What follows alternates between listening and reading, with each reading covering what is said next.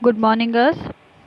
आज हम बात करेंगे आपके यूनिट थर्ड के पार्ट बी। जो टॉपिक है वो है आपका माइक्रो ऑर्गेनिज्म ऑफ फूड, यानी एससीपी। इसे हम फुल फॉर्म में कहते हैं सिंगल सेल प्रोटीन।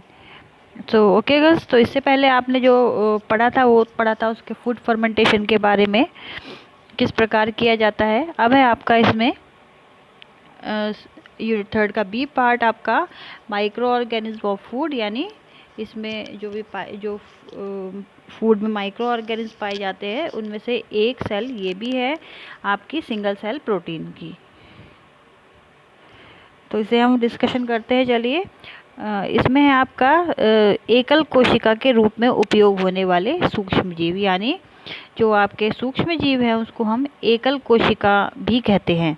यानी इनकी जो कोशिका होती है, सेल होती है, वो एक रूपी होते हैं, ये जोड़े में विकसित नहीं होते हैं।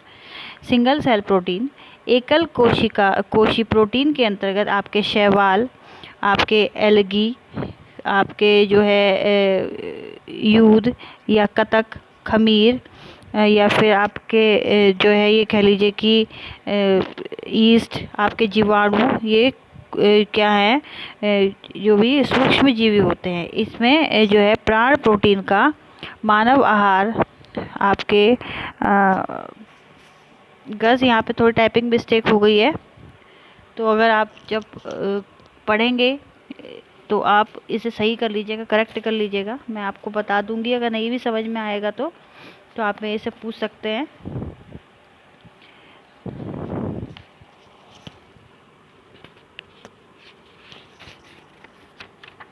तो इसे हम क्या कहते हैं गर्ल्स? सिंगल सेल प्रोटीन कहते हैं, यानी एकल कोशिका। आपकी एकल कोशिका से मतलब होता है जो भी कोई सूक्ष्म जीवाणु है वो आपके सिर्फ एक सेल में विकसित हो, उसे हम कहते हैं एकल कोशिका।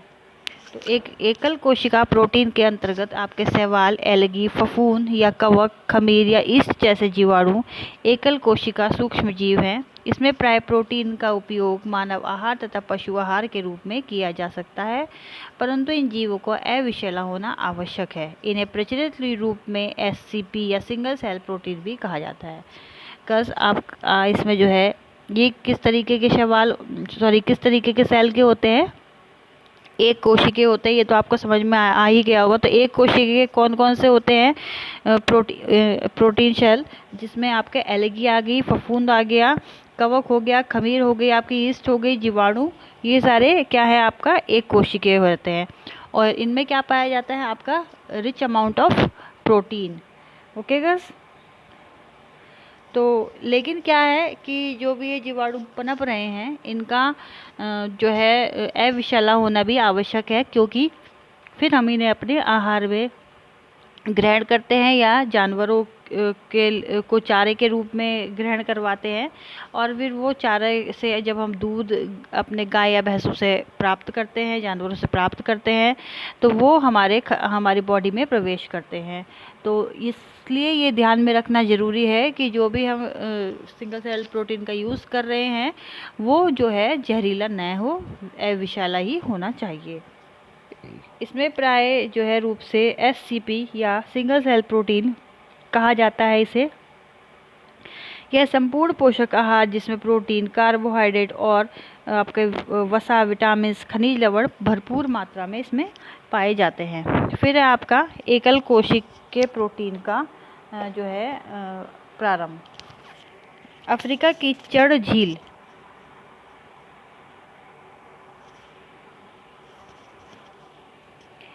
तथा मैक्सिको की जो है आपकी टेक्सकाको झील के किनारे बसे लोग इन झीलों में उगने वाली नील हरित शैवाल यानी स्पाइरुलिन को धूप में सुखाकर आपका भोजन के रूप में प्राचीन काल से उपयोग करते रहे हैं। जो अफ्रीका की जो है एक चड़ झील है और मैक्सिको की टेक्साको झील के किनारे जो है जो लोग बसे रहते थे, वहाँ गस आपने कभी देखा होगा समुद्र और झील के किनारे जो है एक तरीके की शैवाल पाई जाती है, घास सी होती है। वो जब हम देखते हैं तो वो हमें ब्लू कलर की दिखती है, तो उसे हम क्या कहते हैं? शैवाल या फिर स्पाइरुबिन। जिसे क्या करते हैं, धूप में सुखाकर भोजन के रूप में प्रोटीन काल से उपयोग मतलब प्राचीन काल से इसका उपयोग करते आ रहे हैं। परंतु जो एकल कोशिकीय प्रोटीन का व्यापारिक उत्पादन प्रथम विश्व युद्ध के दौरान किया गया। सबसे पहले कब किया गया एकल कोशिका प्रोटीन का जो यूज़ था वो व्यापारिक उत्पादन प्रथम विश्व युद्ध के दौरान किया गया, जब जर्मनी में टोरुला खमीर का उपयोग सूप व सॉसेजों के रूप में किया गया। तब किस रूप में किया गया, वहाँ पे इस प्रोटीन का यूज़ या फिर इस शेल का यूज़ आपके जो है सॉसेस के रूप में और सूप के रूप में इस खमीर का उपयोग यानी टोरुला खमीर का उपयोग वहाँ पे किया गया था।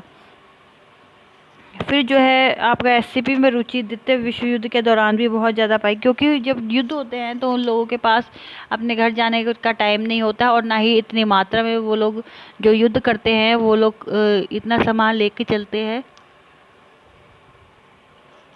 तो ये कैरी करने में भी बहुत आसान होती थी पहले। फिर जो है 1950 के दशक के मध्य यह जो है बहुत अधिक इसकी डिमांड बढ़ती चली गई। फिर आपका जो है 1967 में गर्ल्स जो है आपके ब्रिटिश पेट्रोलियम नामक कंपनी में एससीपी का व्यापारिक स्तर पर उत्पादन इन्होंने शुरू कर दिया था। एससीपी में रुचि जो के कारण मानव आहार में प्रोटीन की कमी है। जो एससीपी यानी सिंगल सेल प्रोटीन में जो लोग रुचि रखते हैं वो किस लिए रखते हैं, जहाँ पर प्रोटीन की कमी पाई जाती है या फिर जहाँ पे प्रोटीन रिच फूड नहीं मिल पाता है जल्दी से, वहाँ पे इसकी कमी जो है आहार में दिखती है। क्योंकि इसमें ए पॉइंट है आपका, जो एससीपी को सीधे व आहार के रूप में उपयोग कर सकते हैं। जो आपका सिंगल सेल प्रोटीन है उसको हम सीधे आहार के रूप में भी उपयोग कर सकते हैं। जैसे गर्ल्स आप जब डोसा बनाते हैं या इडली बनाते हैं या फिर आप ढोकला बनाएंगे तो आप क्या करेंगे, उसमें ईस्ट पैदा करेंगे, यानी जो आपके जीवाणु हैं वो बैक्टीरिया उत्पन्न करेंगे जो कि बहुत ही प्रोटीन रिच होते हैं और अगर हम उनको खाते हैं तो वो हमें नुकसान भी नहीं देते हैं। तो आपका जो इसको सीधे हम आहार के रूप में भी ले सकते हैं। फिर नेक्स्ट पॉइंट है आपका बी, एससीपी को पशु आहार के उपयोग में करने में आजकल पशु आहार के रूप में उपयोग किए जाने वाले प्रोटीन आपके जैसे आजकल जानवरों को भी आपने देखा होगा, जो बैग रहते हैं उनके प्लास्टिक बैग, कभी उन पर पड़ना, तो जानवरों को भी जो चारा दिया जाता है उन पे भी जो है प्रोटीन जो है रिच फूड दिया जाता है। जैसे आपका सोयाबीन हो गया, मील, मत्स्य मील आदि आपके मानव उपयोग के लिए उपलब्ध हो सकते हैं इसमें। फिर आपका सेकंड, एससीपी का उपयोग एवं महत्व। ऐसा माना जाता है कि सूक्ष्म जीवाणुओं की जो शुष्क कोशिकाएं जैसे शैवाल, बैक्टीरिया, आपके एक्टिनोमाइसाइटिस, फफूंदी आदि का प्रयोग आहार के रूप में अथवा माइक्रोबायोलॉजी आहार प्रोटीन के रूप में होता है। यानी गर्ल्स आपका जो शैवाल है, बैक्टीरिया है, इन सब का यूज़ कब होता है आपका माइक्रोबायोलॉजी अथवा आहार प्रोटीन के रूप में इसका यूज़ किया जाता है। क्योंकि प्राचीन काल से बहुत से सूक्ष्म जीवों का उपयोग आहार के अंश यानी फर्मेंटेड ईस्ट के रूप में हो रहा है तथा सैक्रोमाइकोसिस का उपयोग ब्रेड के एक कारक के रूप में होता है। जब हम ब्रेड बनाते हैं तब कौन से फर्मेंटेड ईस्ट का उपयोग होता है, आपका सैक्रोमाइसिस का उपयोग होता है। कई वर्षों पहले इजिप्ट में और ग्रीक के वासियों द्वारा लैक्टिक एसिड बैक्टीरिया से फर्मेंटेड मिल्क और चीज़ उत्पन्न किया गया था तथा माइक्रोबायोलॉजिकल प्रोटीन की अवधारणा के नई धारणा एक कोशिकीय प्रोटीन से एससीपी में उसको जो है चेंज कर दिया गया। जैसे जैसे डिमांड बढ़ती गई वैसे वैसे ज़रूरत के हिसाब से उसकी जो रिक्वायरमेंट चेंज करती गई। फिर है थर्ड पॉइंट आपका एकल कोशिकीय के रूप में उपयोग होने वाले सूक्ष्मजीव, यानी आपके एससीपी के रूप में शैवाल, तंतुमय फफूंद, खमीर एवं बैक्टीरिया का उपयोग किया जाता है। इस पौधे उपयोग के लिए सूक्ष्मजीव में निम्न गुण होने चाहिए।